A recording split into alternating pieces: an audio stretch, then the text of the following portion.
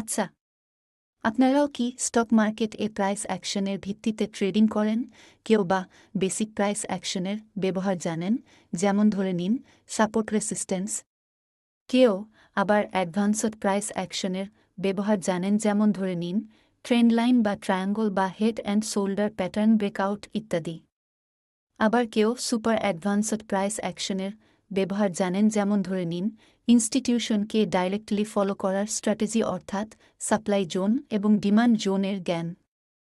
যেমনটা যদি এই চ্যানেলের কালকের কথা আজ সিরিজটি দেখে থাকেন, তাহলে হয়তো আপনারা আন্দাজ করে নিয়েছেন। কিন্তু যতই অ্যাডভান্সড বা সুপার অ্যাডভান্সড প্রাইস অ্যাকশন ব্যবহার করে নিন না কেন, কোনোটাই সবসময় কাজ করে না। কিন্তু কেন জানেন কি?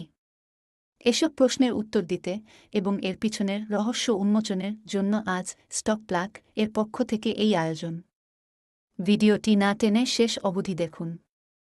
নমস্কার, আমি অদিরা, আপনাদের হোস্ট স্টক প্লাগ এর পক্ষ থেকে ফ্যাক্ট বনাম মিথ সিরিজ আপনাদের সবাইকে স্বাগত। এটি এই সিরিজের দ্বিতীয় পর্ব। চলুন ভিডিও শুরু করা যাক। আজকের বিষয়, প্রাইস অ্যাকশন সবসময় কেন কাজ করে না। আপনাদের আমি আগের ভিডিওতে ইন্ডিকেটর বেসড স্ট্র্যাটেজি বনাম প্রাইস অ্যাকশন বেসড স্ট্র্যাটেজি এর সমস্ত ভালো দিক এবং খারাপ দিক তুলে ধরেছিলাম যুক্তি দিয়ে। যদি কেউ ওই ভিডিওটি না দেখে থাকেন, তাহলে এখনই আগে ওই ভিডিওটা দেখে তারপর এই ভিডিওটি দেখুন। তো আগের ভিডিওতে আমরা দেখেছিলাম যে কোনো ইন্ডিকেটর একটি ফর্মুলার উপর ভিত্তি করে তৈরি করা হয়েছে, সেটা যে কোনো ইন্ডিকেটর হোক না কেন।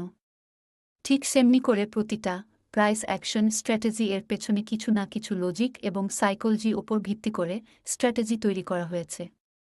তো আমাদেরকে এটা শিখতে হবে, যে কোনো স্ট্র্যাটেজি যেটাই আমরা ব্যবহার করি না কেন, সেটা কোনো লজিকের উপর ভিত্তি করে তৈরি এবং সেটা আমাদের কোনো প্রেক্ষাপটে ব্যবহার করা উচিত।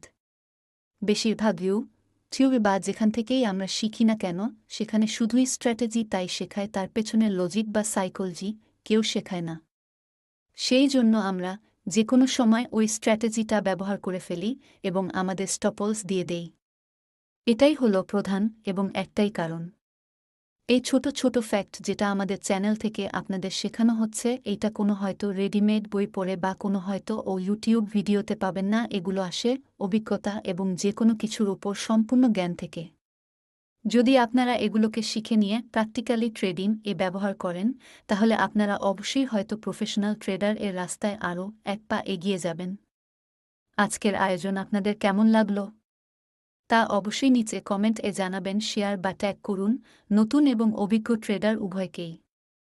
লাইক, সাবস্ক্রাইব অবশ্যই করুন, কারণ স্টক প্লাগ এই সিরিজের আরও ভিডিও আনতে চলেছে।